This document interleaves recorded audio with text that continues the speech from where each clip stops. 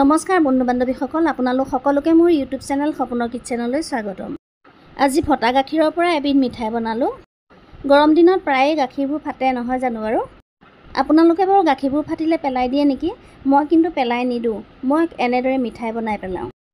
এয়া চাওকচোন, গাখীৰখিনি ফাটিলে মই তাতে আৰু অকণমান নেমু চেপিলোঁ, চেপি ভালদৰে ফটাই ল'লোঁ আৰু তাৰ পাছত গাখীৰখিনি চেকি পানীখিনি যাবলৈ দিলোঁ। এতিয়া ইয়াতে জোখমতে চেনি দিলোঁ আৰু এয়া অকণমান বাটাৰ দিছোঁ। গেছৰ ওপৰত উঠাই এয়া লৰাই আছোঁ। মানে চেনি আৰু বাটাৰ দিয়াৰ পাছত আৰু অকণমান পনীয়া নিচিনাহে হৈ গ'ল গাখীৰখিনি। এয়া অমূল্য পাউডাৰ গাখীৰৰ 10 টকীয়া পেকেট এটা আছিলে, সেই পেকেটটোৰ গুড়ি পাউডাৰ গাখীৰখিনিও তাতে দি দিছোঁ আৰু গেছটো একেবাৰে চিমত ৰাখি লৈ একেৰাহে এনেদৰে লৰাই আছোঁ। এতিয়া এয়া ভাত খোৱা চাউলৰ ভজা পিঠাগুড়ি অলপ আছিলে, পিঠাগুড়িখিনি চেকি ল'লোঁ, চেকি গুটিখিনি আঁতৰাই ল'লোঁ আৰু জোখমতে তাতো হেতাখনেৰে অলপ অলপকৈ দি গৈছোঁ। একেবাৰে সৰহকৈ দিয়া নাই, বেছি হ'লে আকৌ টান হ'ব নহয়। গেছটো কিন্তু একেবাৰে ল' ফ্লেমত ৰাখিছোঁ দেই। তাৰপাছত এয়া এনেদৰে লৰাই আছোঁ আৰু এতিয়া এয়া গেছৰ পৰা নমাই ল'লোঁ। নমাই লৈ পিঠাগুড়িখিনি দি খুব ভালদৰে মিক্স কৰিছোঁ। এতিয়া এনেদৰে এটা এটাকৈ লাডু বান্ধি গ'লোঁ।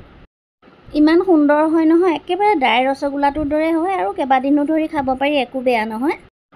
লগতে আপোনালোকে আকৌ ইয়াত ড্ৰাই ফ্ৰুটছো ব্যৱহাৰ কৰিব পাৰে। মই বাৰু ড্ৰাই ফ্ৰুটছ ব্যৱহাৰ কৰা নাই, এনেদৰেই বনালোঁ। আপোনালোকেও বনাই চাবচোন, কেনে হয় কমেণ্ট কৰি জনাবলৈ নাপাহৰিব। ভিডিঅ'টো যদি চাই ভাল লাগিলে লাইক আৰু শ্বেয়াৰ কৰিব।